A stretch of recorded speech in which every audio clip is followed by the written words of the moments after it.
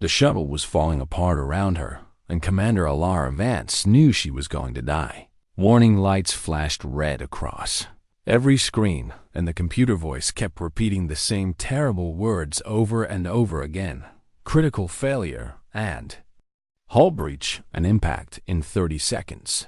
She grabbed the emergency harness and pulled it tight across her chest as the ground rushed up to meet her through the cracked viewport. The planet below was called Kethris 7, and it was supposed to be empty. And it was supposed to be safe, and the Galactic Council had marked it as quarantined for 300 years. Nobody told her why. The impact came like a giant fist, slamming into her entire body, and everything went black when Alara opened her eyes. Again, she was hanging upside down in the ruined cockpit, and blood was dripping from a cut on her forehead, and her left leg was screaming with pain.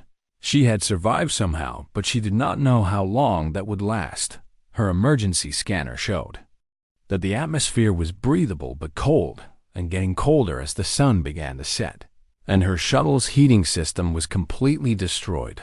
She needed shelter, or she would freeze to death. Before morning, it took her almost an hour to free herself from the wreckage, and every movement sent waves of agony through her broken leg. But she had no choice. She had to move, or she had to die. Alara crawled across the rocky ground toward a dark opening in the mountainside, about 100 meters away, and every meter felt like a kilometer, and she had to stop 3 times to catch her breath and fight back the darkness that kept trying to swallow her vision. The cave was warmer than she expected, and the walls were covered with strange crystals that gave off a soft blue glow, and somewhere deep inside she could hear water dripping. It would do. She dragged herself deeper into the cave until she found a small chamber where the crystals grew thicker and the air felt almost comfortable, and she collapsed against the wall and tried to remember her emergency medical training. Her leg was broken in at least 2 places, and she had maybe 3 days of water in her emergency pack and her distress beacon was active, but she had no idea if anyone would come. She was alone on a quarantined world, and nobody even knew she was here. That was when she saw the egg. It was sitting in a small hollow in the cave floor, surrounded by dead crystals that had lost their glow, and it was about the size of a football, and its shell had once been beautiful gold and silver, but now it was turning gray and dull and covered with tiny cracks. Alara stared at it for a long moment. She knew what it was, because everyone in the galaxy knew what dragon eggs looked like, even if almost nobody had seen one in centuries. Dragons were legends, and they were myths, and they were the reason this planet had been quarantined, because the Galactic Council feared them more than anything else in the universe. But this egg was dying. She could see it in the way the colors were fading, and she could feel it in the way the shell had gone cold when she reached out and touched it. Something inside her chest tightened in a way she did not expect. The egg had been abandoned and left alone to die in the dark and cold, and somehow that felt like the worst thing she had ever seen. Alara did not think about what she was doing.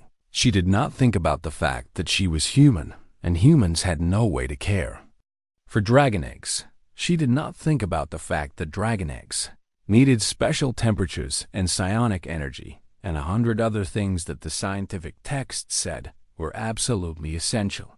She just pulled the egg into her lap and wrapped her emergency thermal blanket around it and pressed it against her chest where her body heat could reach it. The egg was so cold that it made her shiver, but she held it tighter and refused to let go.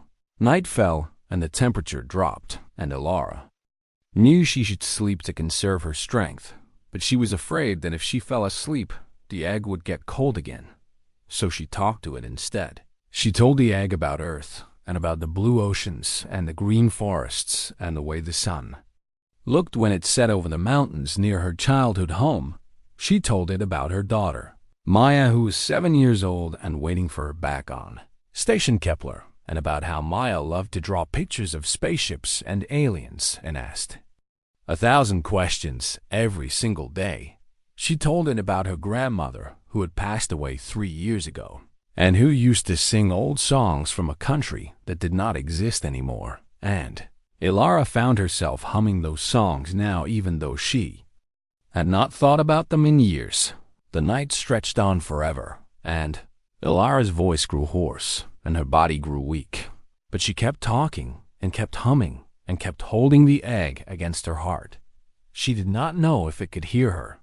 She did not know if anything she was doing mattered at all, but she refused to let it die alone. Somewhere in the darkest hour of the night, she felt something change. The egg grew warmer against her chest, and the gray colors started to fade, and something beneath the shell began to move. Ilara held her breath and watched as the cracks spread across the surface, and a tiny piece of shell fell away, and a small golden eye looked up at her. The eye blinked once and then twice, and then the rest of the shell shattered, and a creature the size of a small cat tumbled into her lap. It was covered in scales that shimmered violet and silver in the crystal light, and it had tiny wings folded against its back and a long tail that immediately wrapped around her wrist. The dragon hatchling looked up at her and made a small sound that was somewhere between a chirp and a purr. And Ilara felt tears running down her face. Even though she was smiling, she did not know how this had happened. She did not know why this creature had chosen to live when it should have died. But as the hatchling crawled up her chest and tucked its head beneath her chin and let out a contented sigh, she realized that none of that mattered. She was no longer alone, and neither was he. She decided to call him Ash because of the gray color his shell had been before she saved him, and because it reminded her that even things that seemed dead could still hold fire inside them. Ash fell asleep against her neck, and his tiny body was warm now, and his breathing was steady and strong, and Ilara finally let herself close her eyes. Tomorrow she would figure out how to survive. Tonight she would rest, and she would not let go of the small creature who had somehow become the most important thing in her universe. 6 days passed on the surface of Kethra 7, and Ilara learned things about dragon hatchlings that no textbook had ever recorded. Ash grew fast, and by the 3rd day, he was already the size of a large dog, and his scales had deepened into rich shades of violet and silver that seemed to glow in the dark. He hunted small creatures in the caves and brought them back to share with her, even though she could not eat raw meat, and she found herself touched by the gesture anyway. He slept curled around her torso like a living blanket, and his body heat kept her warm through the freezing nights, and she slept better than she had in years, even though she was injured and stranded and possibly dying.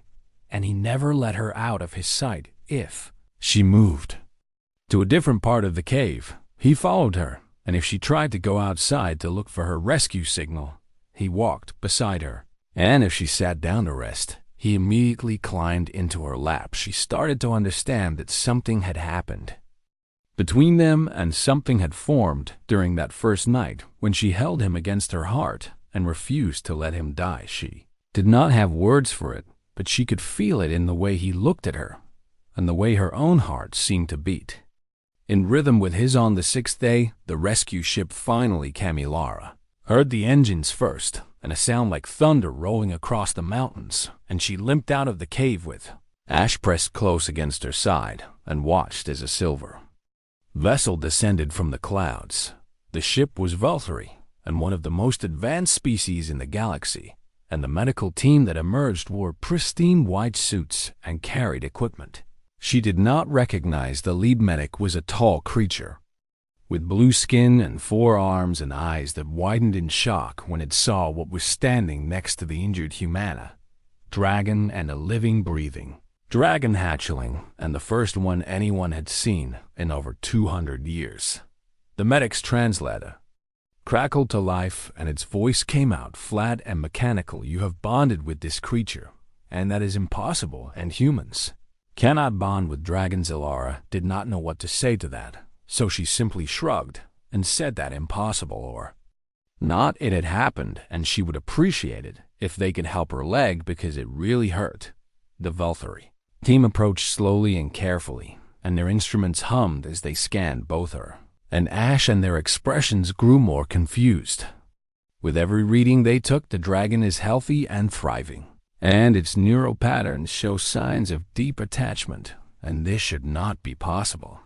Ash watched them with golden eyes that seemed far too intelligent for a creature only 6 days old, and he let them scan him, but when one of the medics reached out to touch him, he growled low in his throat, and the medic quickly pulled back. He only lets me touch him, said Elara, and she ran her hand along his neck to calm him, and the growling stopped immediately. They loaded her onto a stretcher and carried her toward the ship, but when they tried to guide Ash into a separate containment unit, he refused to move.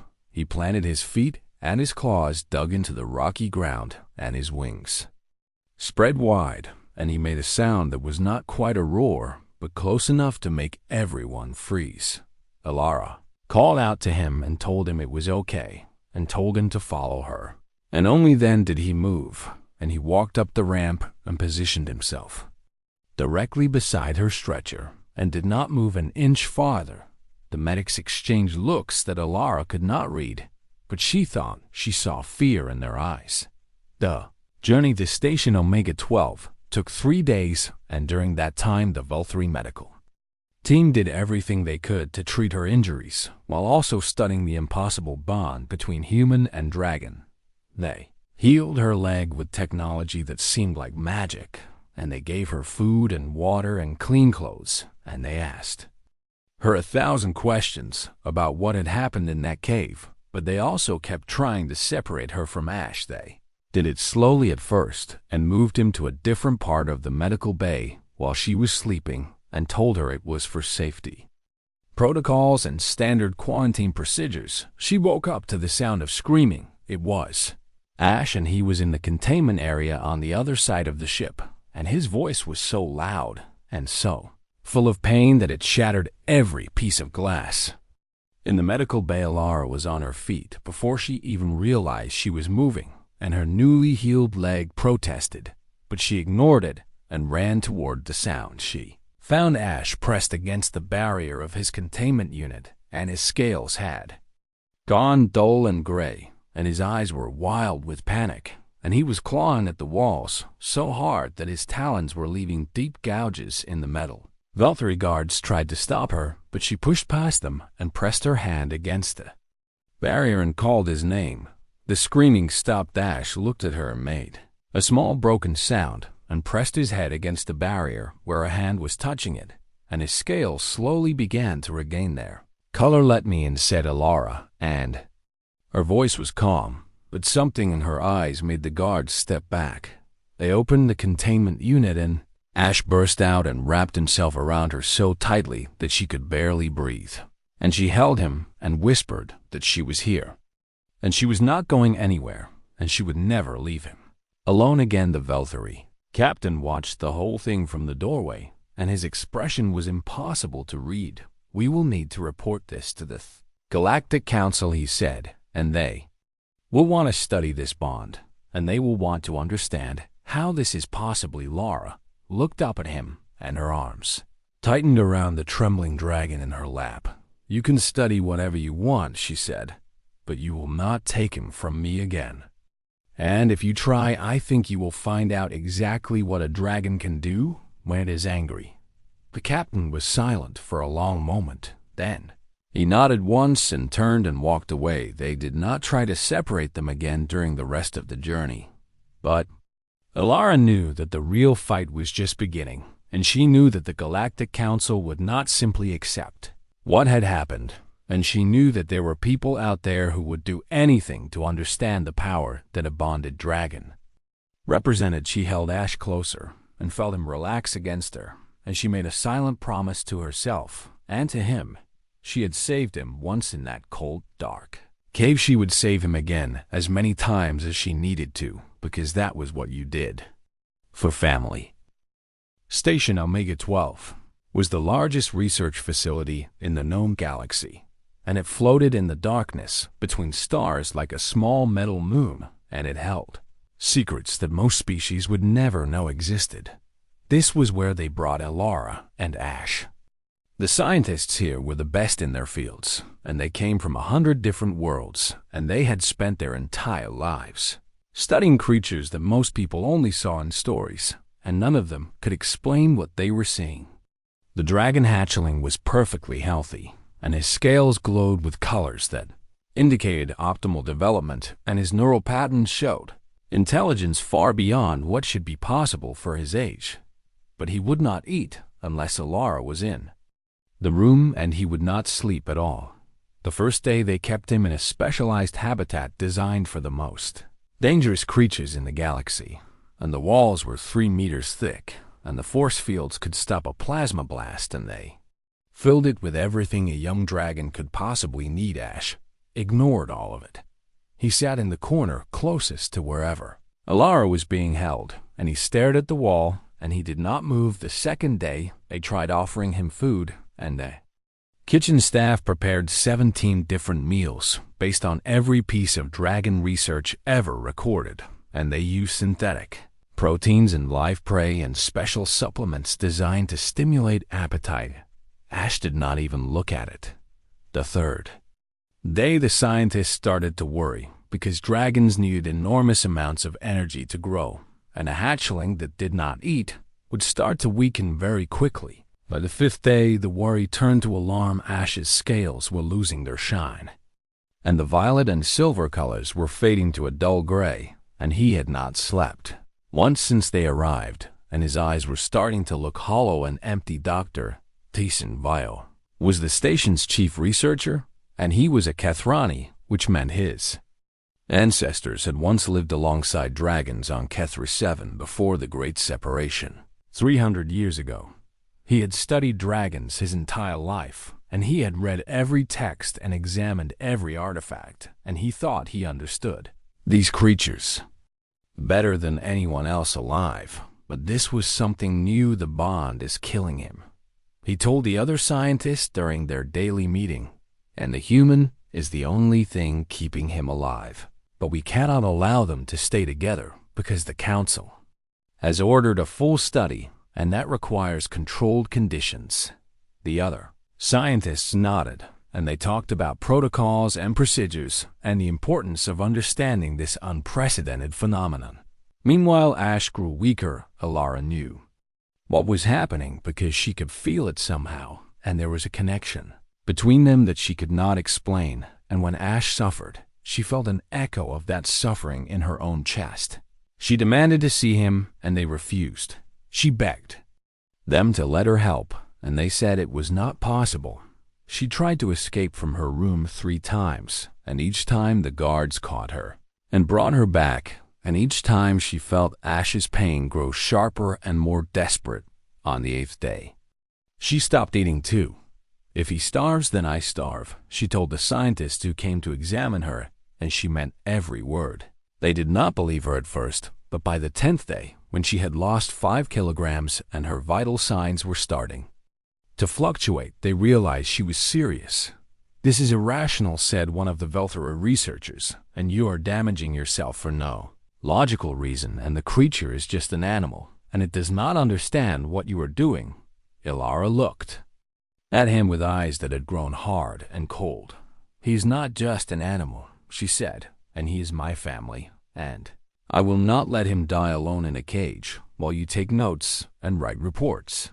The researcher had no response to that. Day 11 came and went, and Ash stopped moving entirely. He lay on the floor of his habitat with his eyes half closed, and his breathing shallow, and his scales so gray they were almost black, and the monitors showed that his vital signs were failing. Dr. Thiessen Vio stood outside the habitat and watched, and something inside him that he had kept buried for a very long time began to crack. He was Kethrani, and his people had once bonded with dragons too, and they had loved these creatures and been loved in return. And then the council had come and declared dragons too dangerous and forced a separation that destroyed both species. 300 years of pain and loss and silence, and now he was watching it happen again. He made his decision. The other scientists protested when he overrode the security protocols, and they threatened to report him to the council and they said he was throwing away his career and everything he had worked for.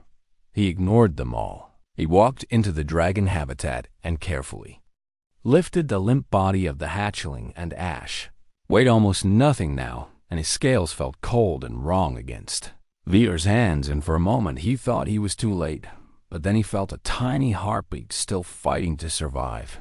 He carried Ash through the corridors of the station, and the guards tried to stop him, and he told them to shoot him if they wanted, but he was not going to stop, and something in his voice made them step aside. He reached Alara's room and opened the door and placed the dying dragon on her bed. Ash's eyes opened. He looked at Alara and made a sound so broken that it shattered something in everyone who heard it. And then he crawled up her chest and tucked his head beneath her chin and closed his eyes. He slept for 14 hours. When he woke, his scales were blazing with color and light and life, and he ate everything they brought him and demanded more. Darvor watched from the doorway and felt tears running down his face, and he did not try to hide them. The other scientists gathered their data and wrote their reports and tried to explain what had happened in terms of biology and neuroscience and psionic resonance. But Vio knew the truth. Some bonds could not be explained by science. Some bonds were simply about showing up and staying and refusing to let go. The humans had a word for it. They called it love.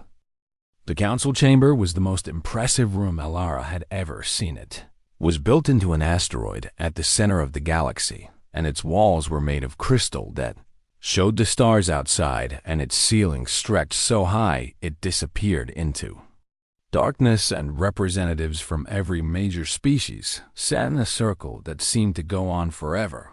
This was where the fate of worlds was decided. This was where Alara would fight for Ashi. She stood in the center of the chamber wearing simple clothes because she had refused the formal robes they offered her, and Ash was wrapped around her shoulders like a living scarf, and his scales caught the starlight and threw it back in 1,000 different colors. The council had demanded this meeting because a human had bonded with a dragon, and that was supposed to be impossible, and they needed to understand what it meant and whether it was dangerous. The Valkyrie representative spoke first, and his voice echoed through the chamber like rolling thunder. We have studied the creature for 30 days, and our findings are conclusive, and the bond between this human and this dragon is unprecedented in recorded history. The Kethrani representative leaned forward, and her ancient eyes were filled with something that might have been hope or might have been fear. We request that the human explain how this occurred, and what method she used to form this bond, and whether it can be replicated. Eller felt Ash shift against her neck as she reached up to stroke his scales, and he rumbled softly in response. She looked around the chamber at all these powerful beings who controlled empires and commanded fleets and made decisions that affected billions of lives, and she spoke the truth. I did not use any methods, she said, and I did not have any technology or special powers, and I'm not psionic or telepathic or anything else you might think is required. She paused and took a breath. He was dying, and I held him, and that is all. The chamber erupted in noise as representatives shouted questions and objections and demands for clarification, and Alara waited for the chaos to settle before she continued. You want to know how this happened, and I understand that because I have asked myself the same question every day since I found him in that cave. She looked down at her hands and remembered how they had shaken as she wrapped a thermal blanket around the cold, gray egg eye. Did not calculate whether I had the ability to save him, and I did not check my genetic profile or run any scans or consult any experts, and I just saw something that was alone and afraid and dying, and I could not walk away. The lead arbiter of the council was a Verthai who had lived for over 1,000 years and had seen civilizations rise and fall and had presided over decisions that shaped the entire galaxy. Spoke now, and his voice was quiet, but it carried to every corner of the chamber. Humans have no documented telepathic abilities and no psionic projection, and no capacity for neural bonding with other species. and this has been tested and confirmed by every scientific body in the known galaxy. He fixed his ancient eyes on Alara. How do you explain what our instruments have recorded and what our scientists have witnessed with their own eyes? Alara met his gaze and did not look away. Maybe you have been measuring the wrong thing, she said. The chamber went silent. She continued, and her voice grew stronger with every word. You have spent thousands of years studying how minds connect and how species communicate and how bonds form between different creatures, and you have built machines and developed techniques and created entire fields of science dedicated to understanding these things. But you forgot something important. She reached up and touched Ash's head, and he pressed against her palm. He did not need someone who could touch his mind, and he did not need someone with the right genetic markers or the proper psionic frequency. He needed someone who would stay. The words hung in the air, and Alara felt something shift in the chamber, as if the universe itself was paying attention. Dr. Thiessen Vire rose from his seat among the Kethrani delegation, and his voice trembled as he spoke. There is a word in our ancient language, he said, and it is called Veltharan, and it means the warmth that does not burn. He looked at Alara and Ash, and his eyes were bright with unshed tears. We use this word to describe what dragons sought in their bond partners, and we thought it meant psionic resonance or compatible neural patterns. But perhaps we were wrong. He took a deep breath. Perhaps it simply meant presence and constancy, and the willingness to stay even when logic says you should leave. The Velthari representative made a dismissive sound. You are speaking of emotion and sentiment, and these things cannot explain biological processes and neural bonds. Turned to face him, and something fierce burned in his expression. Can they not? And then how do you explain what happened when we separated them? And how do you explain that the dragon nearly died? And how do you explain that he recovered the moment she held him again? He gestured toward Ilarith. This human has no special abilities, and she admits this freely, and yet she did what none of our technology could do, and she saved a creature that every expert said could not be saved. The chamber was silent again, and this time the silence stretched on and on. Finally, the lead arbiter spoke. What do you want, Commander Vance, and why have you come before this council? Alara had thought about this question for weeks, and she had considered asking for freedom, or protection, or recognition, or 100 other things that might help her and Ash survive in a galaxy that did not understand them. But in the end, she asked for something simpler. I want you to leave us alone, she said. The arbiter tilted his head. Explain. Alara straightened her spine and spoke clearly. You can study us if you must, and you can write your reports and hold your conferences and debate what it all means, but you will not separate us, and you will not experiment on him, and you will not treat him like a specimen to be the sect that. She paused, and her voice dropped low. He is not a mystery to be solved, and he is not a weapon to be used, and he is not a resource to be exploited. He is my family. Ash raised his head and looked around the chamber, and something ancient and powerful moved behind his golden eyes. For a moment, everyone in the room felt it, and a presence vast and warm that seemed to see into the deepest parts of their souls. Then it was gone, and Ash tucked his head back under Ilara's chin and closed his eyes. The arbiter was quiet for a long time. Then he nodded once. Council will deliberate, he said, but I believe Commander Vance has given us much to consider. He looked at Alara with something that might have been respect. You may go. Alara turned and walked out of the chamber with Ash wrapped around her shoulders. And she did not look back. She had said what she came to say. Now she would wait and see if the galaxy was ready to listen. 5 years had passed since that day in the council chamber, and the galaxy had changed in ways that nobody had expected. Alara stood on the surface of Kethra 7 and watched the sun rise over mountains that had not seen intelligent life in 3 centuries, as she smiled as the light painted the sky in shades of gold and violet. The quarantine had been lifted. the first joint human and Kathrani expedition had established a research base in the valley below, and scientists from a dozen worlds were working together to understand the planet and its history, and the creatures that had once called it home.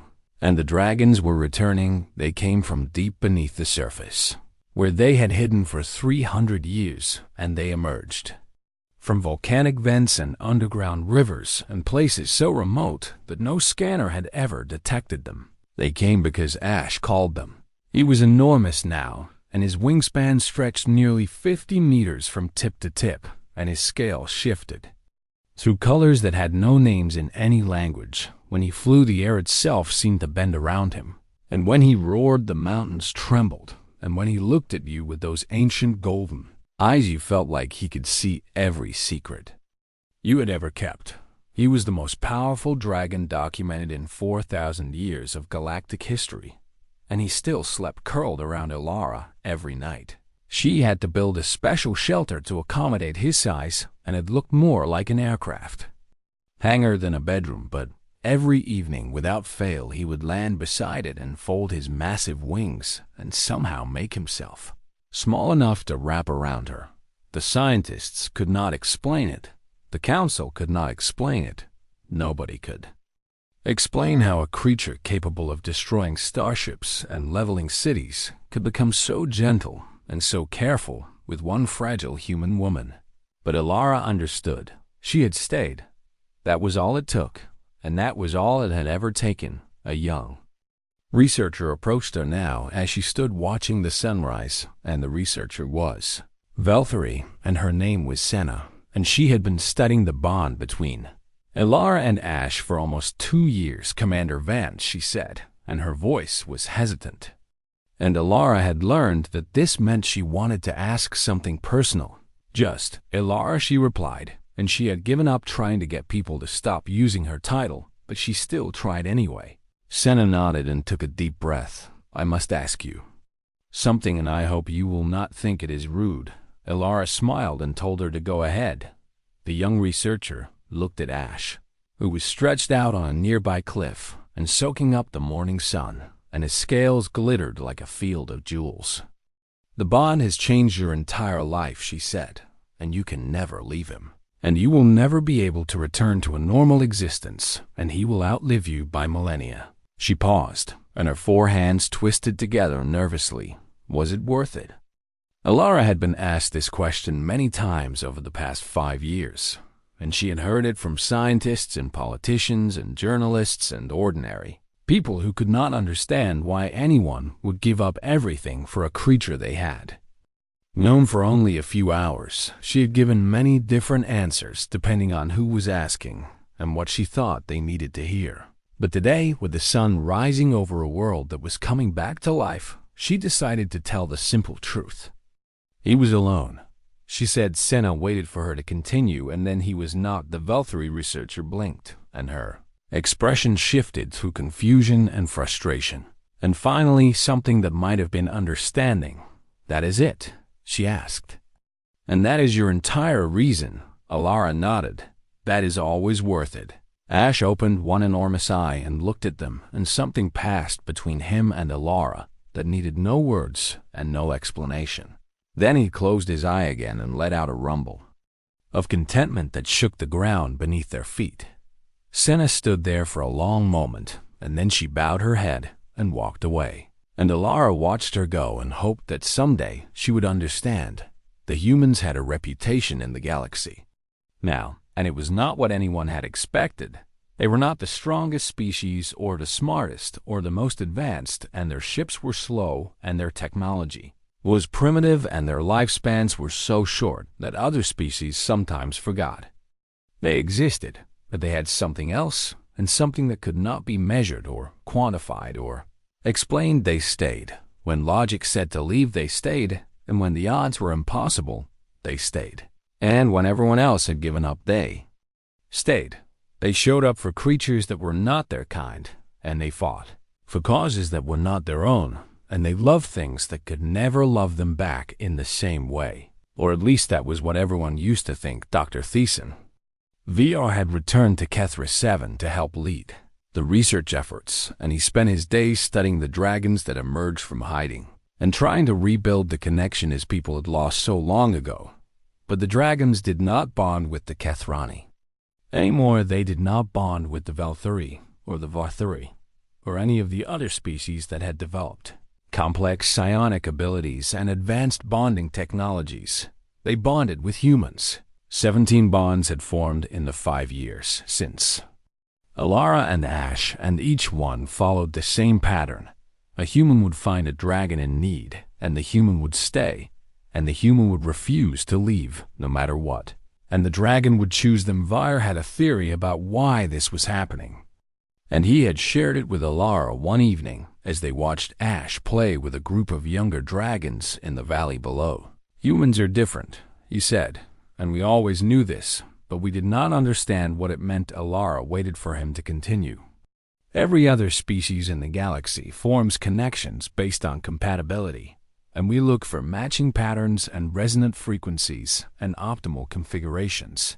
He shook his head slowly. Humans form connections based on choice, and you decide to care about something, and then you simply do it regardless of whether it makes sense or whether you are equipped for it or whether you will benefit from it. He looked at her with ancient eyes that had seen so much loss. That is not weakness, and it is not irrationality. It is the most powerful thing in the universe. Alara remembered the cold, dark cave where she had held a dying egg against her chest and sung lullabies to something that should not have been able to hear them. She remembered the moment when Ash had opened his eyes for the first time and looked at her as if she was the entire universe. She remembered all the times they had tried to separate them, and all the times she had refused to let go. She thought about her daughter, Maya, who was 12 now, and who had come to live on Kethra 7, and who had bonded with a dragon of her own just last year. She thought about all the humans who would come after her, and all the bonds that would form, and all the dragons that would choose to trust these strange, short-lived creatures who had nothing to offer except their presence. And she smiled, because this was what humans did. They found things that were broken and alone, and they stayed until those things were whole again. They did not ask whether it was logical or practical or wise. They just loved, and they kept loving until the universe had no choice but to love them back. Ash landed beside her with a rush of wind that nearly knocked her off her feet, and he lowered his massive head until his eye was level with hers. She reached out and placed her hand on his snout and felt the warmth of his breath and the steady pulse of his ancient heart. She stayed, he whispered into her mind, and his voice was vast as oceans and warm as hearth fire, and she heard him now because 5 years of love had opened something between them that science still could not explain. She stayed when everything said she should not and could not and would not. His eyes sparkled with something. That might have been amusement or might have been wonder. That is what humans do. Alara laughed and wrapped her arms around as much of his snout as she could reach. That is why we love them, he said. She pressed her forehead against his scales and closed her eyes. And that is why we love you back, she replied above them. The sun rose higher, and the dragon sang, and a world that had been dead for 300 years began to live again. All because one human had refused to let go.